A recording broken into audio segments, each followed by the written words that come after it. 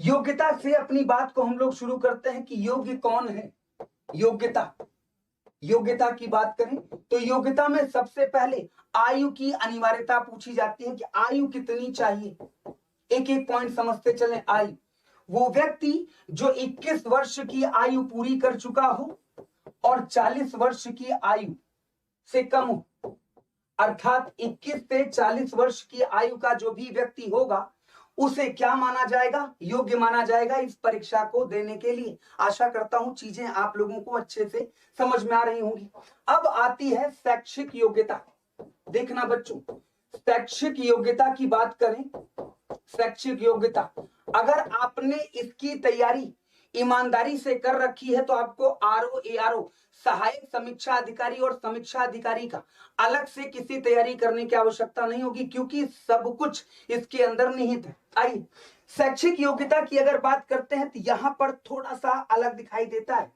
सबसे पहले अनिवार्य आपको स्नातक तो होना ही चाहिए, स्नातक, और साथ में स्नातक के साथ साथ आपको क्या बीएड का एग्जाम भी दिया होना चाहिए, अर्थात बीएड भी आपको कंपलसरी है, होना ही पड़ेगा। शिक्षा विभाग की वैकेंसी और बीएड आपको करना अनिवार्य है। अर्थात ऐसे कैंडिडेट या ऐसे प्रतिभागी जो स्नातक कर चुके हैं और बीएड हैं वो इस परीक्षा को दे सकते हैं।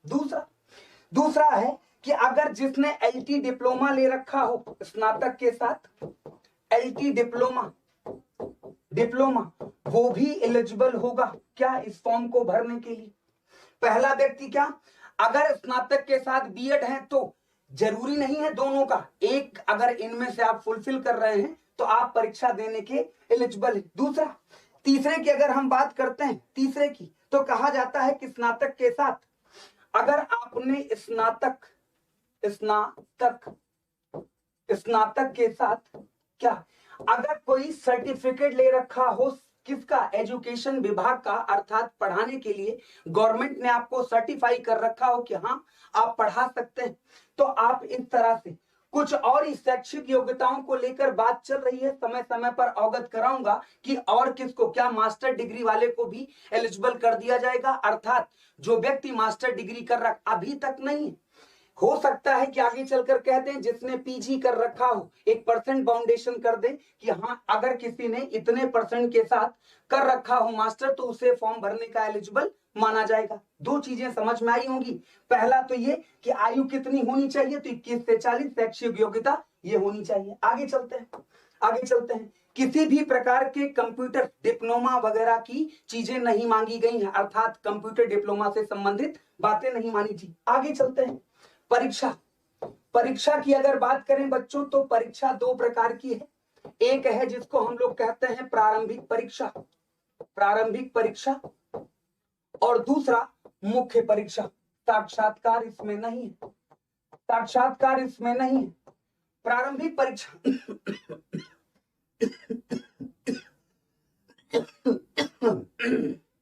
देखिए बच्चों, प्रारंभिक परीक्षा की अगर बात करते हैं कुल 120 प्रश्नों का प्रश्न पत्र जो कि 2 घंटे का है, 2 आवर्स का, 2 घंटे का क्या है एक प्रश्न पत्र होगा। 120 प्रश्न होंगे, 120 प्रश्न। अगर आपने इस 120 प्रश्न में संतुलित तैयारी कर ली और कट ऑफ को आप पार कर गए, कट ऑफ की चर्चा भी करता हूं, बस 2 मिनट के लिए रुकिएगा पिछले साल का कंपेयर करके। अब देखिए, प्रारंभिक परीक्षा में केवल एक पेपर होता है 120 प्रश्नों का।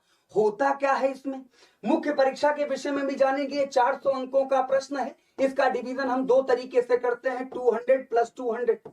इस 200 को हम लोग देखते हैं, इसमें हिंदी और हिंदी के साथ साथ निबंध होता है, निबंध। और ये 200 का जो पेपर है मुख्य परीक्षा का, ये ध्यान रखिएगा सब्जेक्टिव होता है, अर्थात लिखित प्रश्न होते हैं, इसमें लिखित प्रश्नों को करना होता है, अर्थात रिटन सब्जेक्टिव पेपर। आइए यहां से चर्चा शुरू करते हैं प्रारंभिक परीक्षा से। ध्यान से सुने बच्चों, प्रारंभिक परीक्षा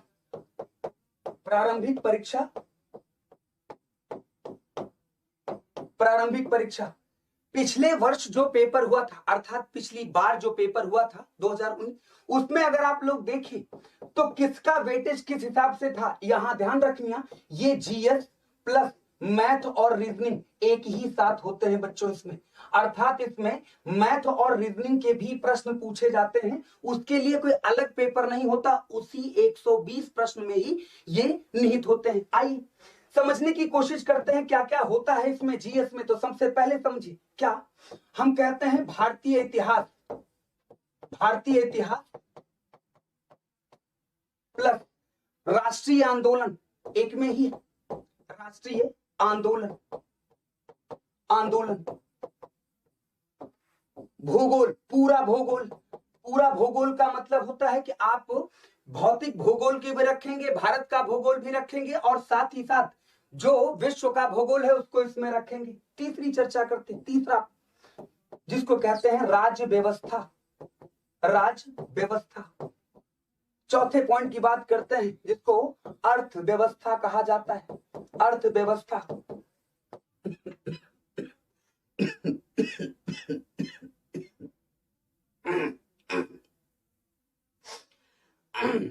चले भाई इसमें समझें, सामान्य विज्ञान, सामान्य विज्ञान, ध्यान रखना बच्चों, सामान्य विज्ञान एक बहुत महत्वपूर्ण रोल प्ले करेगा इसमें, फिजिक्स केमिस्ट्री और बायो तीनों चीजें आती हैं। आगे समझते हैं बच्चों, आगे समझते हैं पर्यावरण, पर्यावरण, जनसंख्या नगरीकरण, जनसंख्या नगरीकरण, जनसंख्या नगरीकरण। और सातवें पॉइंट को तरफ देखिए तो आप लोगों को दिखाई देगा कि उत्तर प्रदेश में एक और बड़ा ही महत्वपूर्ण टॉपिक है जिसको हम लोग किसके अंतर्गत रखते हैं, कृषि वाणिज्य और व्यापार, कृषि वाणिज्य और व्यापार प्लस व्यापार। और साथ ही साथ इसमें आठवां टॉपिक क्या जुड़ जाएगा, बौद्धिक क्षमता का, बौद्धिक क्षमता, बौद्धिक क्षमता। इसमें हम लोग मैथ और रीजनिंग दोनों को देख लेंगे, मैथ और रीजनिंग दोनों को। ध्यान रखना बच्चों, प्रारंभिक परीक्षा में जो 120 प्रश्न आते हैं वो यहीं से संबंधित होंगे, यहीं से। वेटेज किसी का ज्यादा किसी का कम। पिछले वर्ष अगर पेपर को देखें तो भूगोल और पर्यावरण के सबसे ज्यादा सवाल लगभग 19 सवाल के आसपास देखने को मिले, उसके बाद इतिहास का वेटेज था। तो कुल मिला के आपको यह देखना है कि प्रारंभिक परीक्षा की तैयारी करनी है तो आप इतना ही सब्जेक्ट पढ़ेंगे, इतने ही टॉपिक आपको पढ़ने हैं। और यहाँ प्रारंभिक परीक्षा कौन करा रहा है अगर आप देखेंगे तो ये Uttar Pradesh public service commission के द्वारा, तो इसका मतलब है आयोग के द्वारा कराई जाने वाली परीक्षा है। तो प्रश्न तो भाई मुश्किल होंगे, वो वनडे से थोड़ा सा लेवल इसका अधिक होगा, लेकिन हम पीसीएस से कम। आगे चलते हैं, ये तो हो गई प्रारंभिक परीक्षा। अगर प्रारंभिक परीक्षा में कट ऑफ को आप पार कर जाते हैं तो पार करने के बाद आप मुख्य परीक्षा के पड़ाव पर पहुंचेंगे। मुख्य परीक्षा देनी है आपको, मुख्य परीक्षा, मुख्य परीक्षा कुल 400 अंकों की, कुल 400 अंकों की। इसके खंड है, खंड 1 और खंड 2, दो खंडों में ये एग्जाम होगा। खंड 2, अगर खंड 1 की बात करते हैं, यही है भैया वही जीएस।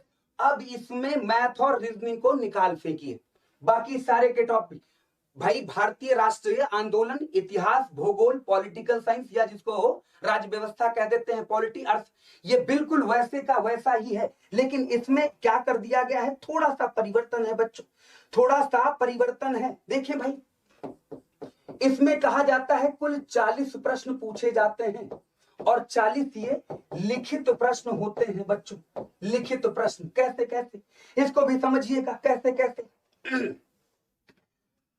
एक को कहा जाता है 10 प्रश्न सामान्य स्तरीय, सामान्य स्तरीय 10 प्रश्न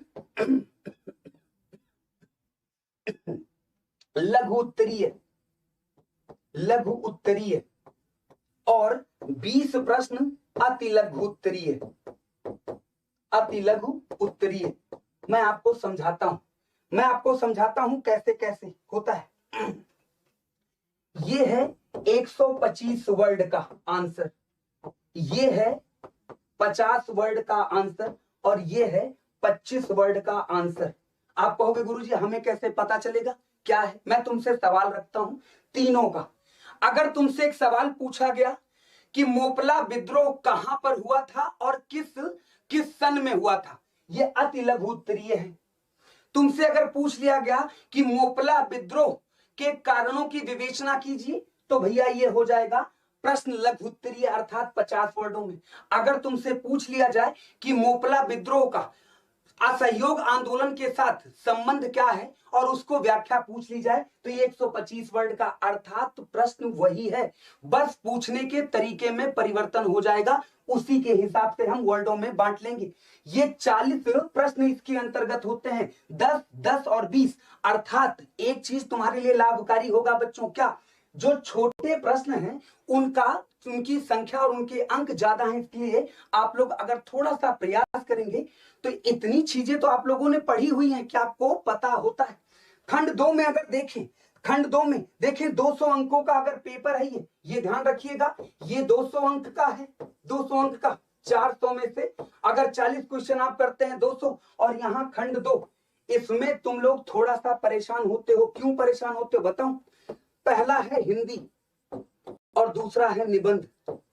अब एक बात बताना, बचपन से हिंदी पढ़ते आए हो और निबंध भी लिखते आए हो, बस ये है कि जो हिंदी और निबंध तुमने पढ़ा अब तक, वो हिंदी के निबंध अब तक अपने लेवल का पढ़ा है, यहां थोड़ा सा लेवल अलग हो जाएगा। कुल मिलाकर अगर आप देखो तो मुख्य परीक्षा के 2 खंडों में, इस खंड की तैयारी में हिंदी लगभग आपने सब ने पढ़ रखी है शुरुआत से। जो इस प्लेटफॉर्म से जुड़े होंगे, मुझे पूरा यकीन है कि हिंदी में उन्हें समस्या नहीं होगी कहीं पे भी।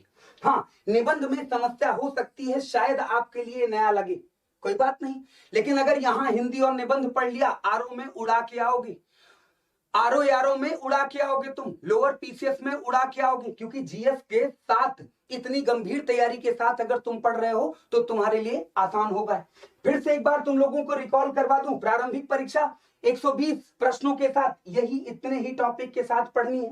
मुख्य परीक्षा की बात करने जाएं तो मुख्य परीक्षा के 2 खंड, जिसमें से एक खंड मान के चलता हूं तुम्हें तैयार करना है, दूसरा खंड, हाँ दूसरे खंड में समस्या है। अब तक तुमने सब्जेक्टिव आंसर लिखना नहीं सीखा। हाँ इतना पता है बाबर ने कौन कौन से युद्ध लड़े, तो तुम्हें याद है गुरुजी पानीपत लड़ा था, खानवा लड़ा, चंदेरी और घाघरा, और याद भी है 26, 27, 28, 29, 30 में मर गया, है ना? इतना तुम पढ़े हो।